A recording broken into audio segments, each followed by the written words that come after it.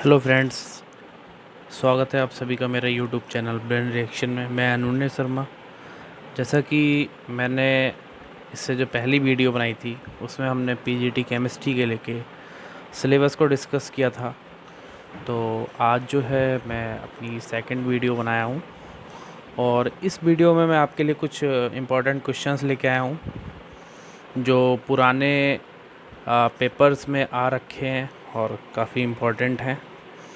तो चलिए स्टार्ट करते हैं।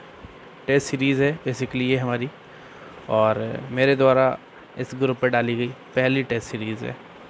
तो मैं उम्मीद करता हूँ आप सभी लोगों को मेरी वीडियो जो है पसंद आएगी और आप इसको लाइक, सब्सक्राइब एंड कमेंट भी करेंगे, सो दैट मैं मोटिवेट होकर और मैं वीडियोस बनाऊँ और मैं अपने साथियों का कुछ हेल्प कर सकूँ। तो चलिए स्टार्ट करते हैं। पीजीटी केमिस्ट्री के लिए आज मैं आपके लिए बेसिकली 15 क्वेश्चंस लेके आया हूँ जो काफ़ी इम्पोर्टेंट क्वेश्चंस हैं। और ये जो क्वेश्चंस हैं ये बेसिकली आपके ऑर्गेनिक इनऑर्गेनिक पोर्शंस को कवर करते हैं और कुछ पोर्शन यहाँ पर फिज़िकल का भी है, यानी ये जो क्वेश्चंस हैं ये सारे मिक्सड अप हैं, यानी मिक्सचर हैं। तो चलिए पहला क्वेश्चन जो है उसको हम लोग देखते हैं। तो आज का हमारा जो पहला क्वेश्चन है टेस्ट सीरीज़ का, उसमें कह रहा है कि haemoglobin is the metalloporphyrin of, यानी हीमोग्लोबिन किसका मेटलोपोरफायरिन है। तो साथियों यहाँ पर जो सही ऑप्शन होगा वो होगा आयरन 2+। तो Fe2+ जो है वो हमारे हीमोग्लोबिन में +2 ऑक्सीडेशन स्टेट यानी +2 ऑक्सीकरण संख्या में उपलब्ध होती है, प्रेजेंट रहती है। तो यहाँ पर जो मेटलोपोरफायरिन है उसको भी थोड़ा सा डिस्कस कर लेते हैं। एक्चुअली जो पोरफायरिन होते हैं ये हमारे कंजुगेट एसिड्स होते हैं, conjugate acids of ligands that actually binds to a metal to form a complex. Conjugate acids जो कि लिगेंड के होते हैं और मेटल्स के साथ जुड़े हुए होते हैं और मेटल्स के साथ जुड़ के कॉम्प्लेक्स को फॉर्म करते हैं, तो ये कहलाते हैं आपके मेटेलोपोरफायरिन। इनका काम क्या होता है? मेटेलोपोरफायरिन का जो वर्क होता है वो हमारे बायोलॉजिकल सिस्टम में क्रिटिकल फंक्शंस को करने का होता है, जैसे कि इलेक्ट्रॉन ट्रांसफ़र, जैसे कि ऑक्सीजन का ट्रांसपोर्ट, और जैसे कि फोटोसिंथेटिक एनर्जी का ट्रांसडक्शन, या फिर conversion of CO2 into fuel. तो इनके जो वर्क होते हैं काफ़ी क्रिटिकल होते हैं। और बेसिकली यहाँ पर जो हीमोग्लोबिन की हम बात करते हैं तो हीमोग्लोबिन में आयरन जो है +2 ऑक्सीडेशन स्टेट में प्रेजेंट रहता है। हीमोग्लोबिन जो है ये हमारा रेड वीसीज यानी आपका जिसको हम लोग हिंदी में बोल सकते हैं लाल रक्त समूह, ठीक है, उसमें पाया जाता है। हीमोग्लोबिन डाईऑक्सीजन को क्या करता है, हमारे लंग्स से यानी फेफड़ों से ऊतक तक ले जाता है, ठीक है, यानी टिश्यूज़ तक ले जाता है। और जो हीमोग्लोबिन होता है उसको हमने बेसिकली 4 कैटेगरीज़ में डिवाइड कर रखा है, जो हीम नाम का ग्रुप होता है। तो यहाँ पर Fe2+ जो है ये हमारा पायरोल ग्रुप के नाइट्रोजन से बाइंड अप होता है। तो यहाँ पर haemoglobin is the metalloporphyrin of Fe2+। Next question देखते हैं। नेक्स्ट क्वेश्चन में कह रहा है फेरोसिन है, फेरोसिन इज़। तो फ्रेंड्स फेरोसिन जो होता है एक ऑर्गेनोमेटेलिक कंपाउंड होता है और इसका जो केमिकल फार्मूला होता है वो होता है FeC5H5 का होल ट्वाइस, FeC5H5 का होल ट्वाइस। या फिर तो यहाँ जो हमारा बी ऑप्शन है, यहाँ N = number of carbon atom है, तो ये बी ऑप्शन जो है वो सही होगा। और फेरोसिन की अगर हम बात करें तो फेरोसिन जो है इसका जो स्ट्रक्चर होता है वो एक सैंडविच की तरह होता है, और फिर उसी इनका जो मेन वर्क होता है वो हमारे पेट्रोल इंजन में हम उसका यूज़ करते हैं। नेक्स्ट क्वेश्चन कह रहा है the orbital L is equal to 2 can accommodate. Orbital L बराबर 2 में आ सकते हैं। तो L बराबर 2, L यहाँ पर क्या रिप्रेजेंट कर रहा है? L इज इक्वल टू अगर 2 होता है, ठीक है, तो इसका मतलब है कि ये D ऑर्बिटल को रिप्रेजेंट कर रहा है। L इज इक्वल टू अगर 2 है तो इसका मतलब है ये D ऑर्बिटल को रिप्रेजेंट कर रहा है, यानी D उपकोश को प्रदर्शित करता है। तो S, P, D और F हमारे 4 ऑर्बिटल्स होते हैं, ठीक है। यहाँ पर S जो है वो क्वांटम नंबर L को रिप्रेजेंट करता है, ठीक है। और इस तरह से D ऑर्बिटल में मैक्सिमम नंबर ऑफ़ इलेक्ट्रॉन्स जो हैं वो आपके 10 आते हैं। तो D ऑर्बिटल में मैक्सिमम नंबर ऑफ़ इलेक्ट्रॉन्स जो हैं वो आपके 5, क्योंकि उसके सब ऑर्बिटल्स होते हैं, and each sub orbitals contain 2 electrons. तो यहाँ पर जो D ऑर्बिटल है उसमें मैक्सिमम 10 इलेक्ट्रॉन पाए जाते हैं। तो इसका सही ऑप्शन होगा हमारा 10 इलेक्ट्रॉन्स। नेक्स्ट क्वेश्चन कह रहा है which amongst the following is the soil waste. निम्न में से कौन सा मृदा क्षारक है? तो पहले तो मैं इसका ऑप्शन बता देता हूँ आपको कि ये जो है ऑप्शंस देख रहे हैं, इनमें सभी में जब सॉइल की बात आ जाए तो सॉइल की बात में आप एक चीज़ याद रखना कि जो नाइट्रोजन है वो सॉइल का मेन कॉन्स्टिट्यूंट होता है। तो अगर किसी ऑप्शन में नाइट्रोजन दे रखा है तो कोशिश करिएगा कि उसको आप सही करने की कोशिश करें। अब यहाँ पर हमारे जो 3 ऑप्शंस हैं और तीनों ही ऑप्शंस में नाइट्रोजन है, तो यहाँ थोड़ा सा कन्फ्यूज़न वाली बात है। तो इसका सही ऑप्शन तो NH3 है, अमोनिया जो है। अमोनिया जो होता है एक आपका सॉइल वेस होता है, ठीक है। और जो नाइट्रोजन सॉइल में एज ए नाइट्रेट और अमोनियम सॉल्ट के फॉर्म में प्रेजेंट रहता है, ठीक है। नाइट्रोजन जो है नाइट्रोजन सॉइल में नाइट्रेट और अमोनियम जो आपका सॉल्ट होता है यानी अमोनियम लवण जो है वो प्रेजेंट रहता है, जिसका काम क्या होता है बैक्टीरिया का अमोनोलिसिस करके अमोनिया में कन्वर्ट करना, ठीक है।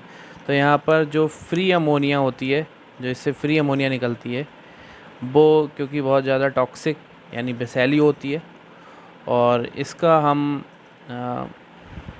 यूज़ क्या करते हैं, इसका यूज़ हम कहीं पर भी इस तरह से नहीं कर पाते हैं, क्योंकि जो सॉइल होती है, सॉइल में अगर फ्री अमोनिया एक तरह से एकत्रित हो जाए या इकट्ठी हो जाए तो वो जो है हमारी सॉइल के लिए हार्मफुल रहती है।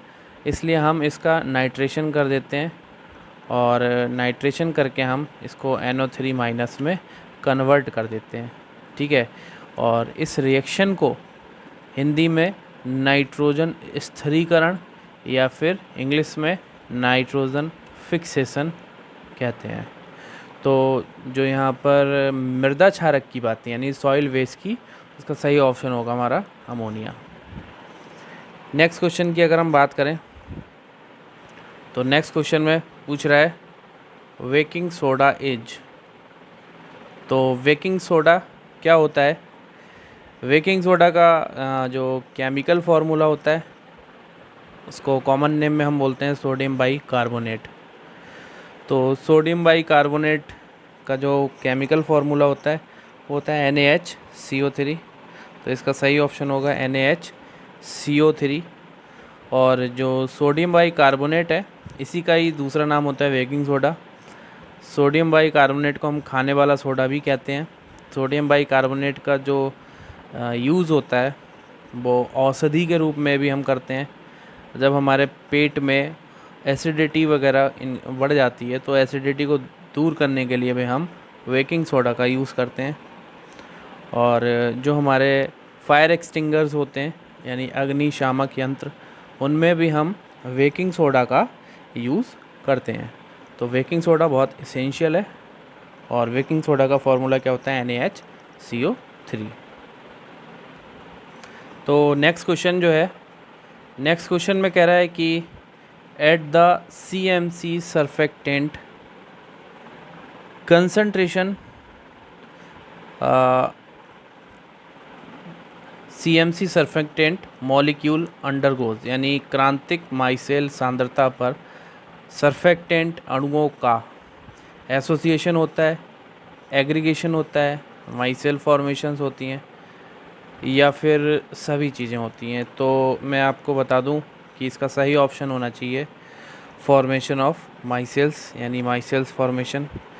तो जो CMC होती है यानी क्रिटिकल माइसेल कंसंट्रेशन, उस पे ही जाकर हमारे जो मॉलिक्यूल्स होते हैं वो माइसेल्स को बनाते हैं।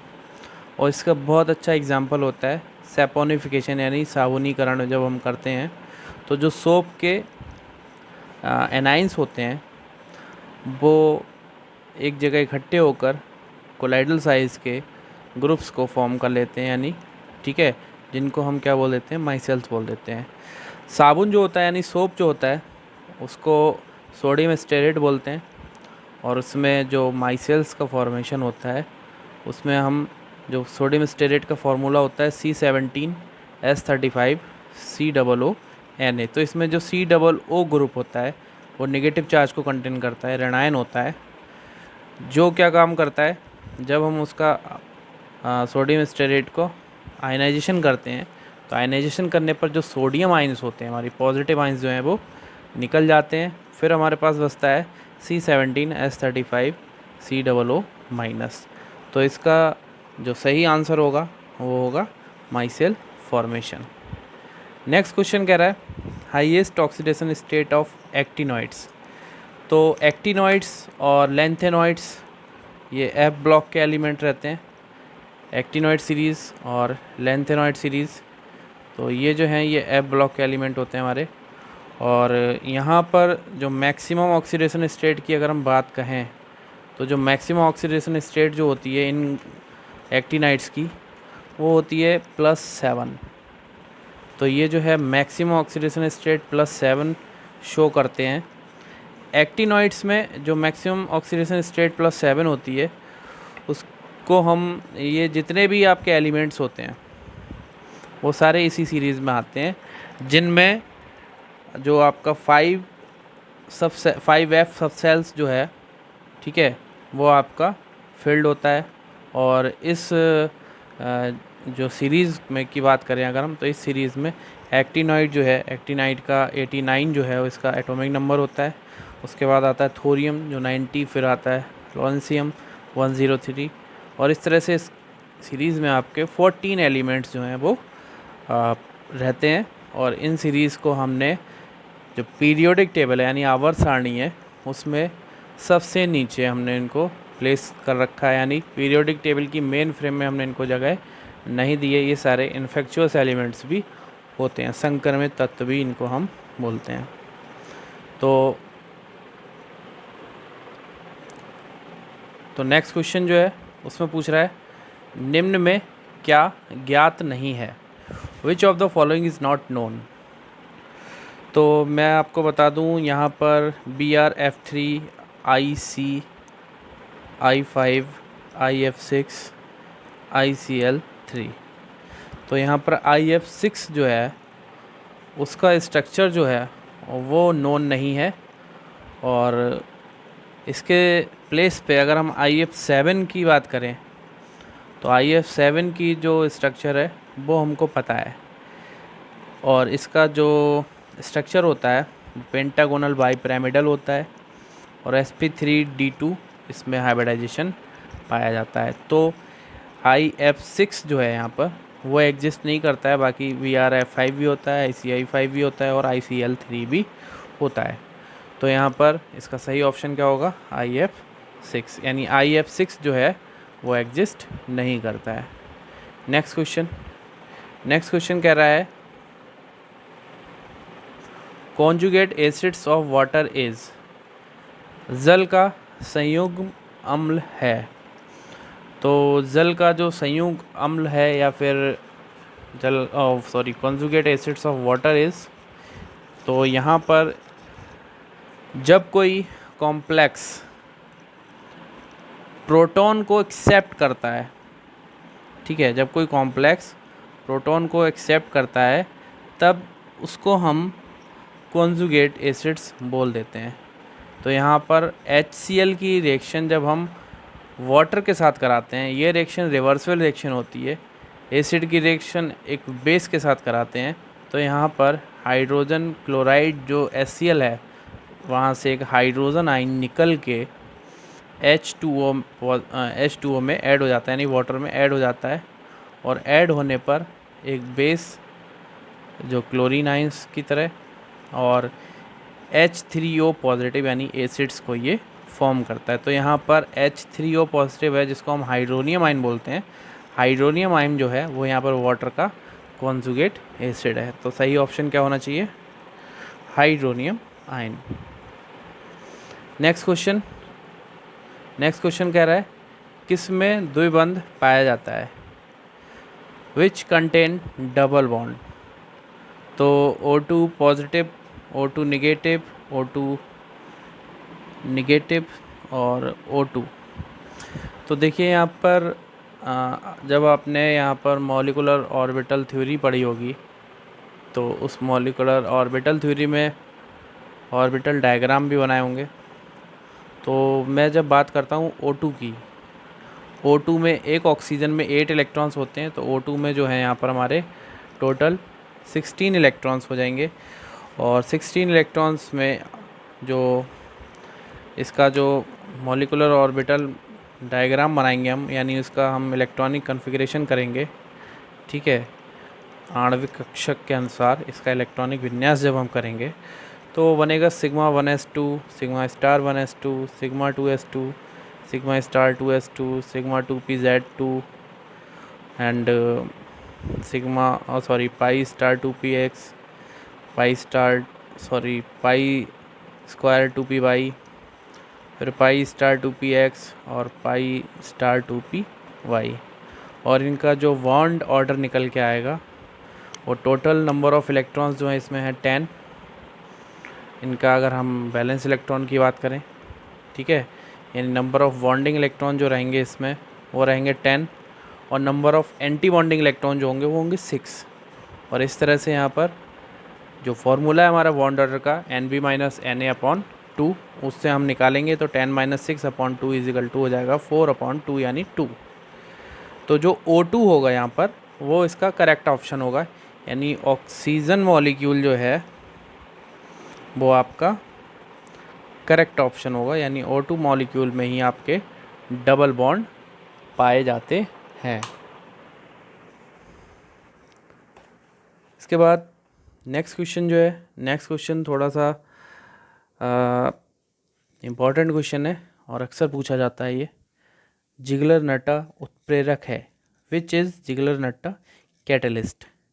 तो जिगलर-नट्टा कैटलिस्ट जो है ये एक इनऑर्गेनिक कैटलिस्ट है और ये एक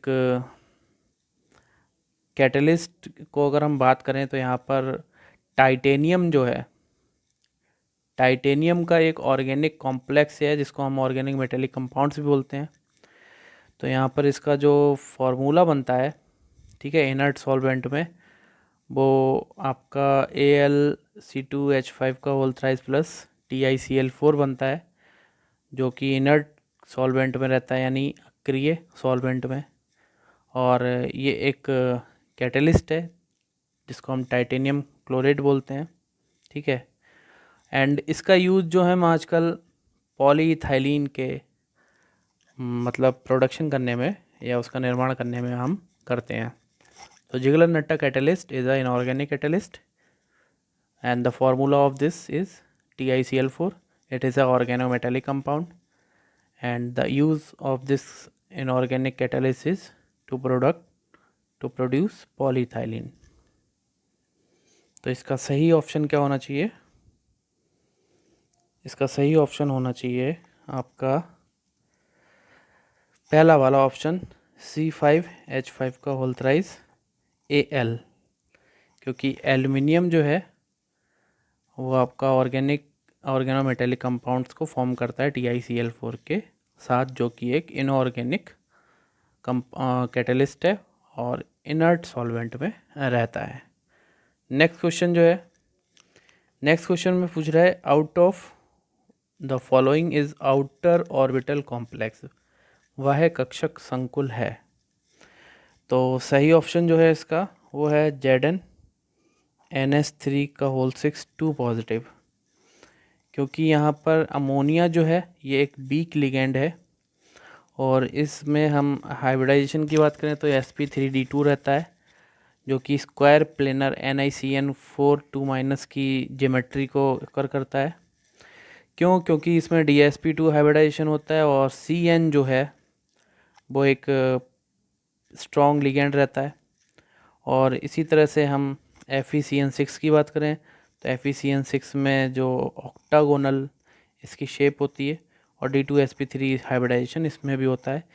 इसी तरह से आपका जो ZnNH3 का होल 6 2 पॉजिटिव है, ये एक वीक लिगेंड होने की वजह से यहाँ पर ZnNH3 का होल 6 2 पॉजिटिव जो है ये एक आउटर ऑर्बिटल कॉम्प्लेक्स है। नेक्स्ट क्वेश्चन कह रहा है हाइब्रिडाइजेशन इन MnCl4 2-।